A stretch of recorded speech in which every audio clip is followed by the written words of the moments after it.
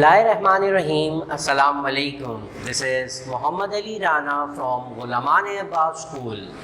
Today we are here with our first SLO or first video lecture of chapter number 4, in which we are going to learn SLO number 411 and 412.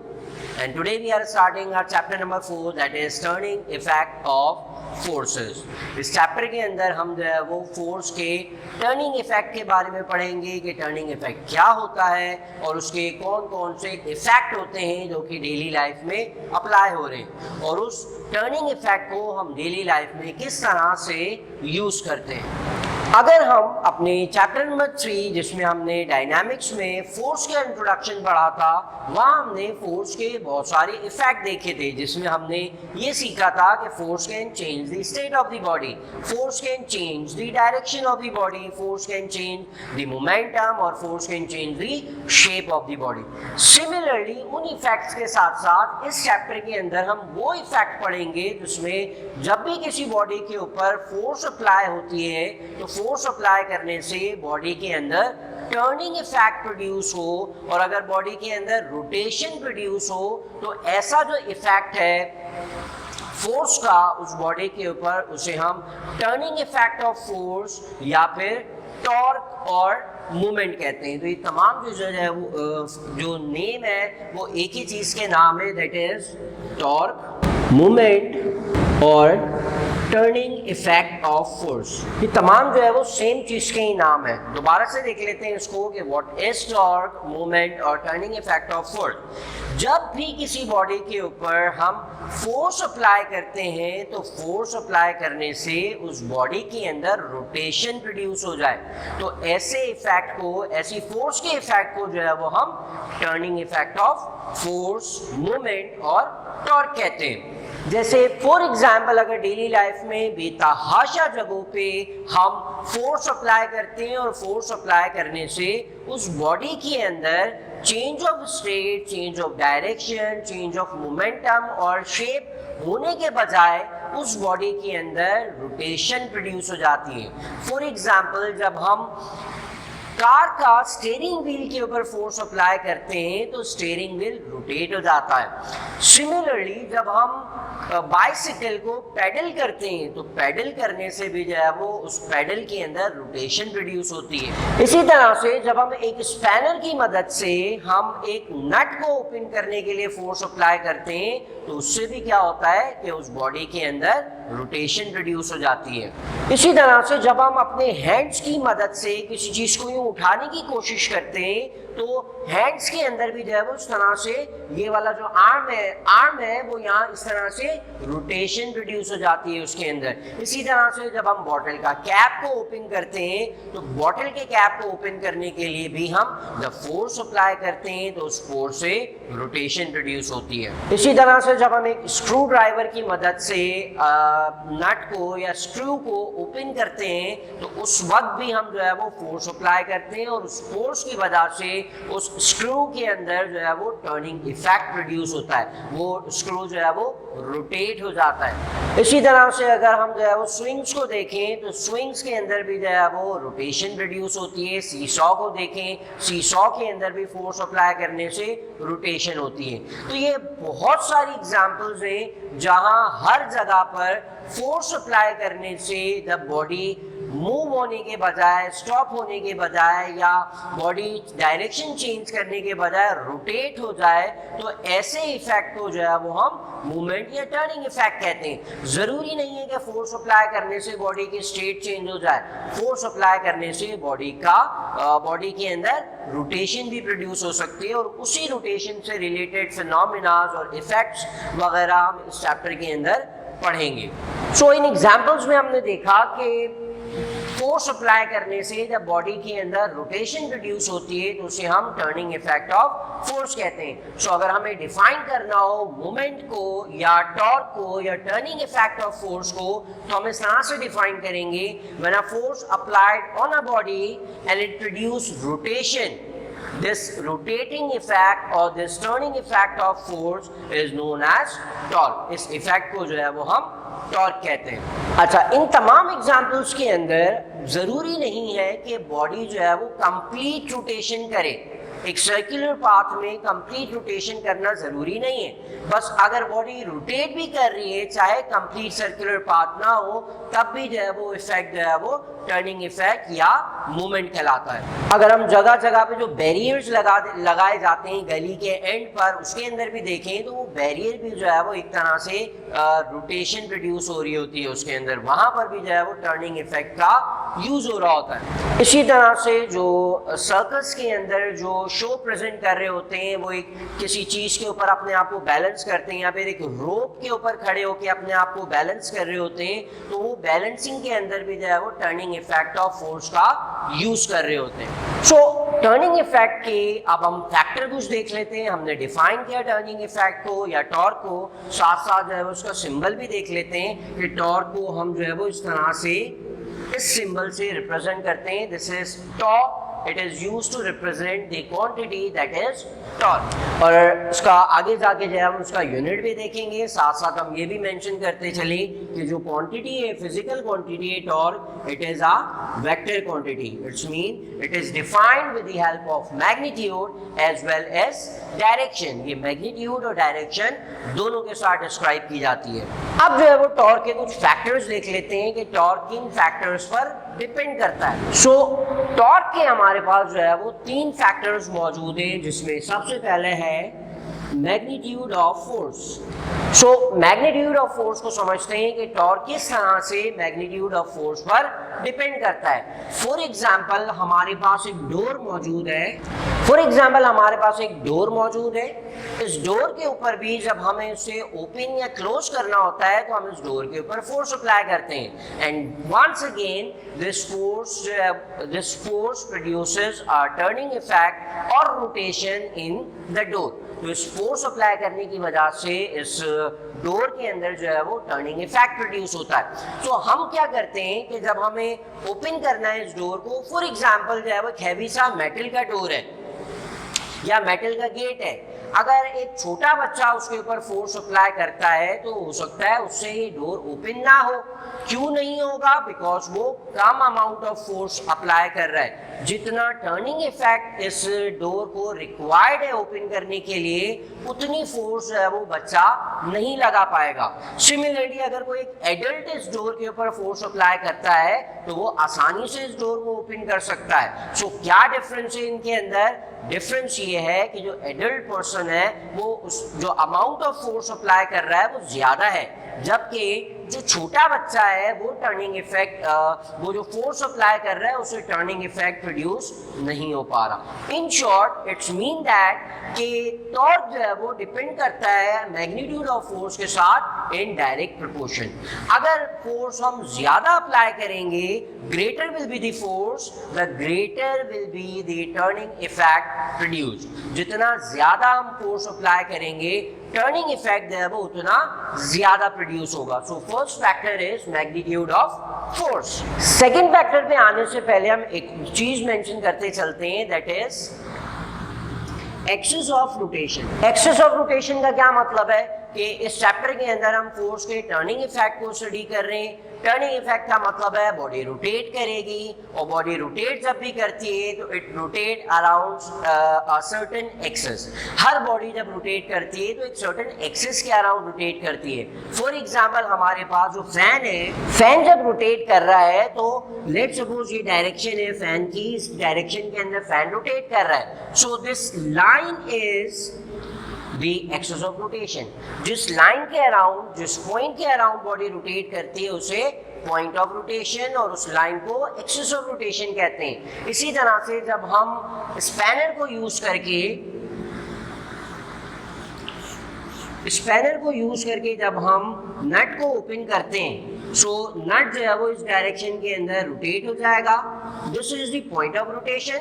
और ये जो line है जिस line के around body rotate करती है उस line को हम लाइन एक्सिस ऑफ रोटेशन कहते हैं या लाइन ऑफ रोटेशन कहते हैं। सिमिलरली इस डोर की बात करें तो इस डोर के अंदर पे जो डोर एक एंड से जब हम फोर्स अप्लाई करते हैं तो दूसरे एंड पे उस बॉडी का या डोर का वो फिक्स्ड होता है। तो ये जो डोर है वो इस लाइन के अराउंड या इस पॉइंट के अराउंड रोटेट कर रहा है। So this line is the axis of rotation. Similarly अगर हम सीसॉ को देखें तो जिस पॉइंट पे वो सीसॉ मूव कर रहा है, रोटेट कर रहा है, तो वो सेंटर पॉइंट क्या है? It is the point of rotation और एक्सिस ऑफ रोटेशन। सिमिलरली अगर अर्थ रोटेट कर रही है, for example this is earth अपने एक्सिस पे इस डायरेक्शन में रोटेट कर रही है, तो अर्थ भी जब एक सर्टेन लाइन और सर्टेन एक्सिस के अराउंड रोटेट करती है तो ये लाइन क्या कहलाएगी? It is the line of rotation और axis of rotation. So in short ये बात याद रखेंगे कि जब भी बॉडी रोटेट करेगी तो रोटेट करते वक्त एक सर्टेन लाइन ऑफ एक्शन और एक सर्टेन एक्सिस ऑफ रोटेशन के अराउंड रोटेट करती है। तो एक रोटेटिंग बॉडी में हमेशा एक्सिस ऑफ रोटेशन या पॉइंट ऑफ रोटेशन जरूर मौजूद होगा। सो सेकंड जो हमारा फैक्टर है टॉर्क का, इट इज सेकंड जो फैक्टर है वो है हमारा मोमेंट आर्म।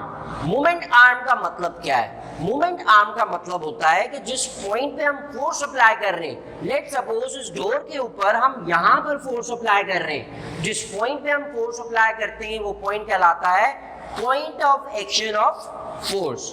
अगेन रिपीट कर दूं, जब भी फोर्स अप्लाई करने से टर्निंग इफेक्ट प्रोड्यूस होता है तो जिस पॉइंट पे, जिस जगह पर हम फोर्स अप्लाई कर रहे हैं वो पॉइंट हमेशा क्या कहलाता है? It is known as point of action of force. So this is the point of action of force and this is the axis of rotation.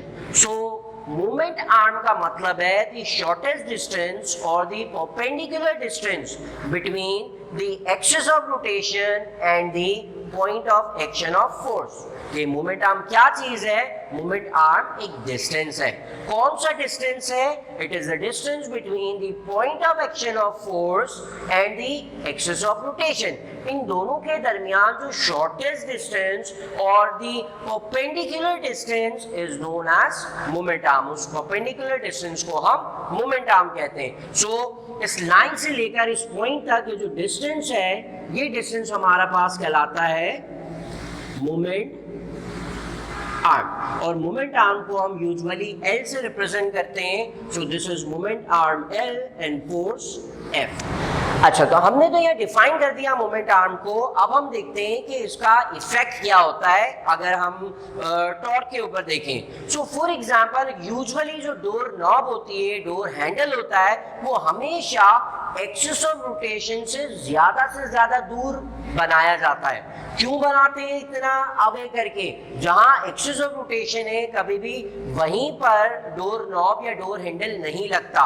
क्यों नहीं लगाते?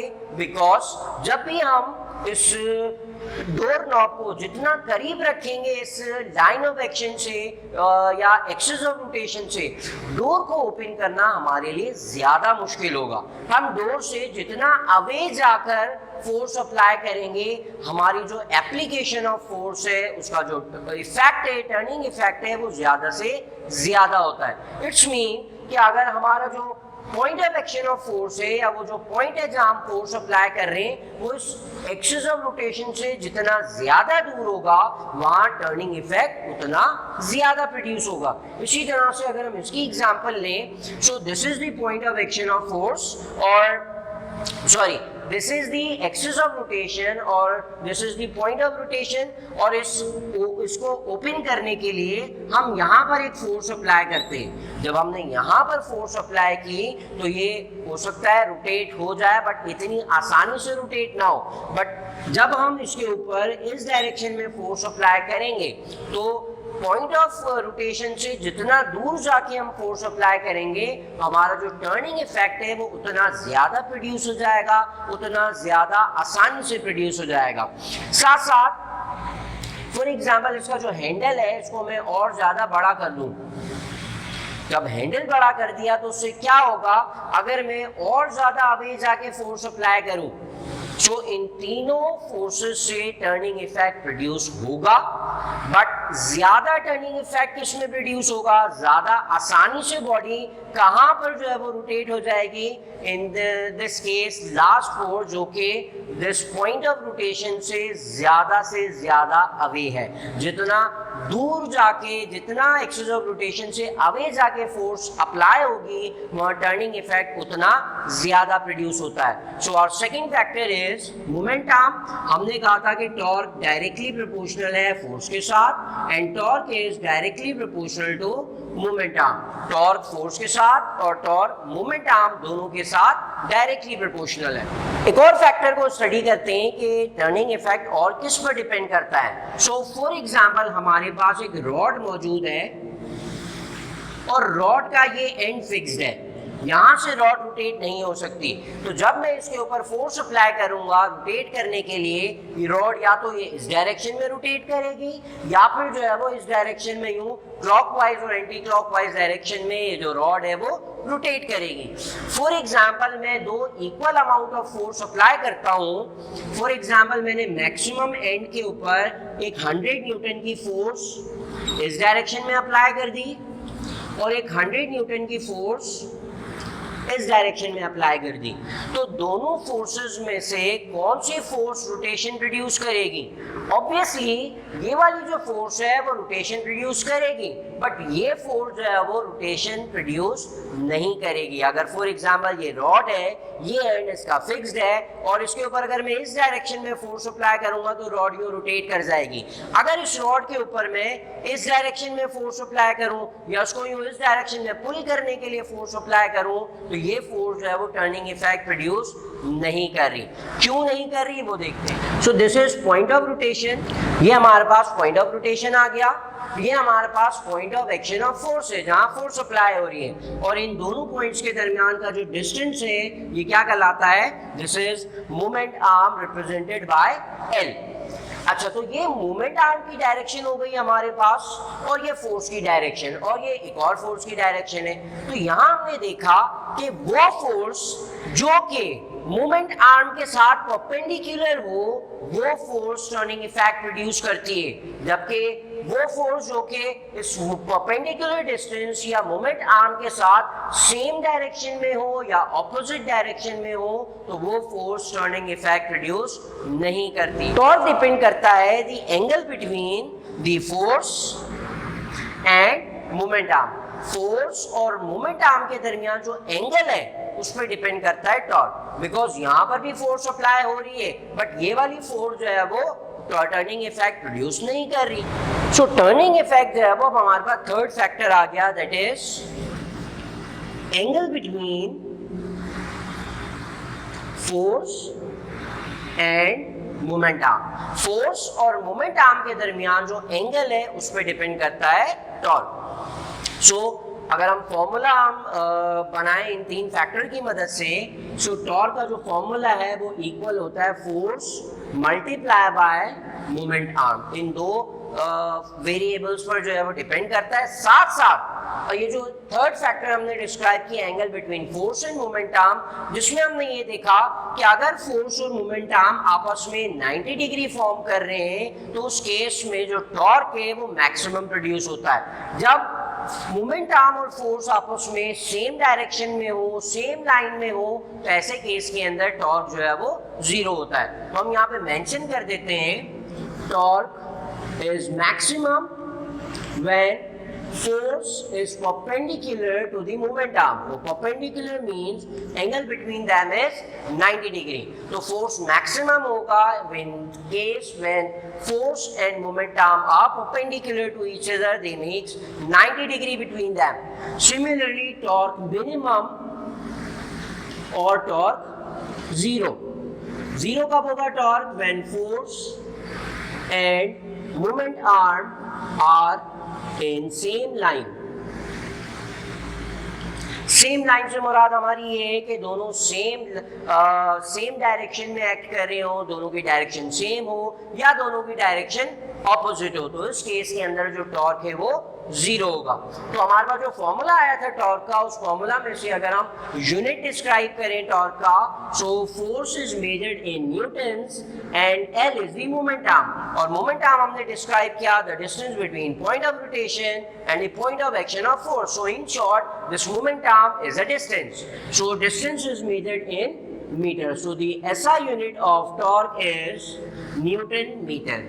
टॉर्क को हमेशा हम न्यूटन मीटर के अंदर जो है वो मेजर करते हैं, और साथ साथ हमने ये बात भी बता दी कि टॉर्क जो है वो एक वेक्टर क्वांटिटी है।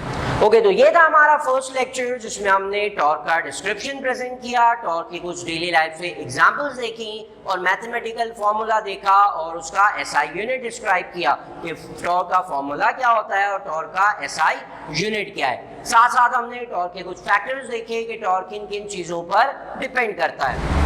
So that was it for today's class. Inshallah, I will see you in the next video lecture with another SLO from the chapter number 4, Turning Effect of Force. Till then, this is Muhammad Ali Rana taking off from this class. Allah Hafiz.